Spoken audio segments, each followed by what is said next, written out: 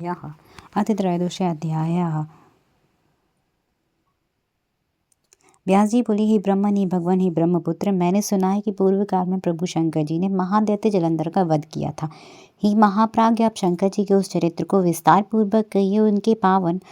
उनके पावन चरित्र को सुनता हुआ कौन तृप्त हो सकता है। सूची कहते हैं, महामुनि व्यास जी के द्वारा इस प्रकार पूछे जाने पर बोलने में प्रवीण महामुनि सनत कुमार जी शांति पूर्वक अर्थमय वचन कहने लगी। सनत कुमार कहते हैं कि हे मुनि, एक बार बृहस्पति एवं इंद्र परम भक्ति से युक्त होकर शंकर जी का दर्शन करने के लिए कैलाश को गए थे।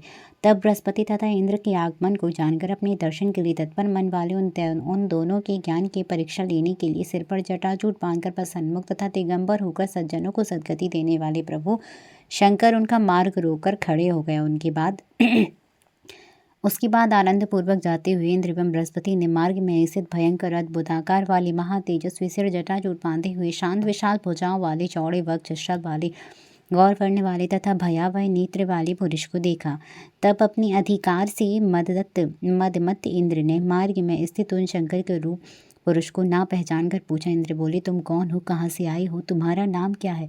प्रभु शिव जी अपने स्थान पर स्थित हैं अथवा कहीं और अन्यत्र गए हैं? ठीक ठीक बताओ। सनत कुमार कहते हैं, इंद्र के द्वारा इस प्रकार पूछे गए उन तपस्वी ने कहा, कुछ भी नहीं कहा।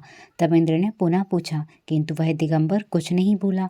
तब लोकाधीश्वर इंद्र ने पुनः पूछा, किंतु लीला रूपधारी महायोगी प्रभु शंकर जी मौन ही रहे।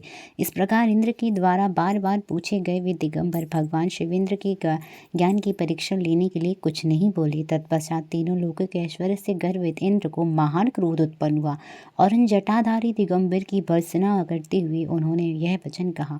बोले, ये दुर्मति, मेरे द्वारा पूछे जाने पर भी तुमने कोई उत्तर नहीं दिया, अतः मैं इस वजह से तुम्हारा वध करता हूँ। देखता हूँ कि कौन तुम्हारी रक्षा करता है। सनत कुमार बोले, ऐसा कहकर उन इंद्र ने क्रोध से उन दिगंबर को की ओर देखकर उसे मारने के लिए हाथ में वज्र उठा लिया।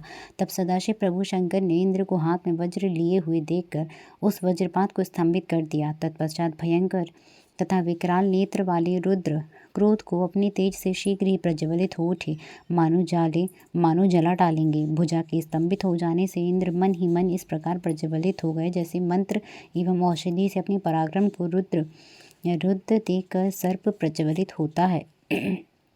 तब अपनी तेज से प्रज्वलित होते हुए उन पुरुष को देखकर बुद्धि से उन्हें प्रभु शंकर जानकर बृहस्पति ने प्रणाम किया। उसके बाद उदार बुद्धि वाले बृहस्पति हाथ जोड़कर पृथ्वी पर दंडवत प्रणाम करके प्रभु की स्तुति करने लगे। बोले, देवादिदेव महादेव परमात्मा स्वरूप सर्वसमर्थ तीन नेत्र वाले जटाजूटधारी महेश्वर, आपको प्रणाम है। दीनों के नाथ सर्वव्यापक अंधसुर का वध करने वाले, त्रिपुर का वध करने वाले सर्व परमेष्टि परम ब्रह्म, आप शिव को नमस्कार है। विरूपाक्ष रुद्र, बहुरूप, विरूपति रूप तथा रूप से अतीत, आप शंभु को नमस्कार है। दक्ष यज्ञ का विध्वंस करने वाले, यज्ञों का फल देने वाले, यज्ञ स्वरूप तथा श्रेष्ठ कर्म में प्रवृत्त करने वाले, आप शिव को नमस्कार है। कालांतक, काल स्वरूप, काल रूप सर्प को धारण करने वाले परमेश्वर तथा सर्वत्र व्यापक, आप शिव को नमस्कार है। ब्रह्मा की सिर को काटने वाले, ब्रह्मा तथा चंद्रमा से स्तुत, आपको नमस्कार है। ब्राह्मणों के अपने हित करने वाले, आपको नमस्कार है।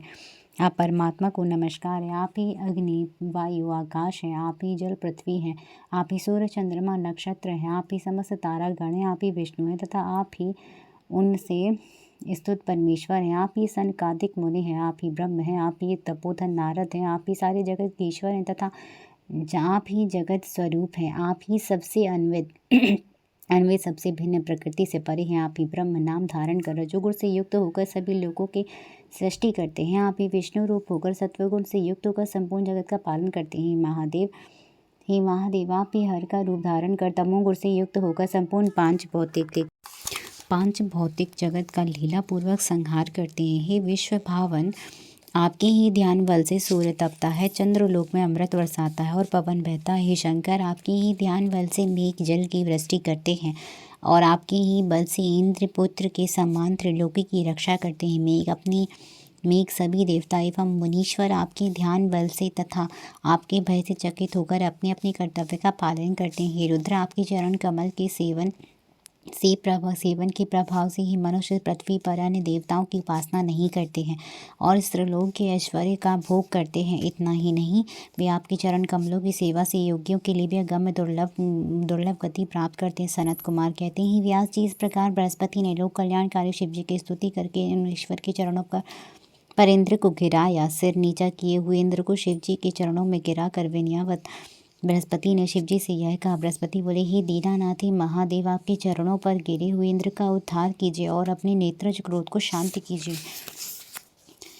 और अपने नेत्र ही महादेव, आप प्रसन्न हो जाए, शरण में आए हुए इंद्र की रक्षा कीजिए। आपके ललाट स्थित नेत्र से उत्पन्न हुई है अग्नि शांत हो। सनत कुमार, गुरु बृहस्पति की यह बात सुनकर करुणा सिंधु देव महादेव ने मेघ के समान गंभीर वाणी से कहा। महेश्वर बोले, हे बृहस्पति, मैं अपने नेत्र से उत्पन्न हुए क्रोध को अपने किस प्रकार धारण करूं? सर्प अपनी छोड़ी हुई केचुए को पुनः धारण नहीं करता है। सनत कुमार कहते, शिव का यह वचन सुनकर क्लेश युक्त तथा भय से व्याकुल चित्त बृहस्पति बोले, हे देव, हे भगवान, आपको भक्तों पर सर्वदा दया करनी चाहिए। हे शंकर, आप अपनी भक्त वत्सल नाम को सत्य कीजिए। हे देवेश, आप अपने इस अत्यंत उग्र तेज को अन्यत्र छोड़ दीजिए। हे वे समस्त भक्तों का उद्धार करने वाले, आप इंद्र का उद्धार कीजिए। सनत कुमार बोले, बृहस्पति के ऐसा कहने पर भक्त वत्सल नाम वाले तथा भक्तों का दुख दूर करने वाले रुद्र प्रसन्नचित होकर देवपूज्य बृहस्पति से कहने लगे। शिवजी बोले, हे तात, मैं तुम्हारी इस स्तुति से प्रसन्न हूँ, उत्तम वर देता हूँ। इंद्र को जीवन दान देने के कारण तुम जीव इस नाम से विख्यात हो। मेरे भाल स्थित नेत्र से इंद्र को मारने वाली जो यह अग्नि उत्पन्न हुई, ऐसे मैं दूर फेंक देता हूँ, जिससे यह इंद्र जिससे यह इंद्र को पीड़ा ना पहुँचा। सनत कुमार कहते हैं, ऐसा कहकर शंकर जी ने अपनी तिथिर नेत्र से उत्पन्न अपने तेज रूप अद्भुत अग्नि को हाथ से लेकर क्षीर सागर में फेंक दिया, क्षार समुद्र में फेंक दिया। अद्भुत अग्नि को हाथ तत्पश्चात महालीला करने वाले भगवान शंकर अंतर्धान हो गए। इंद्र और बृहस्पति भय से मुक्त होकर परम सुखी हो गए। इस प्रकार जिनके दर्शन के लिए इंद्र एवं बृहस्पति जा रहे थे, उनका दर्शन पाकर वे कृतार्थ हो गए और प्रसन्नता पूर्वक अपने स्थान को लौट गए। जय जय श्री शिव महापुराण 13वें अध्याय की जय हो। हर हर महादेव, हर हर महादेव, हर हर Mahadev. Subscribe this channel for Shiv Mahapuran. Har Har Mahadev, Har Har Mahadev, Har Har Mahadev.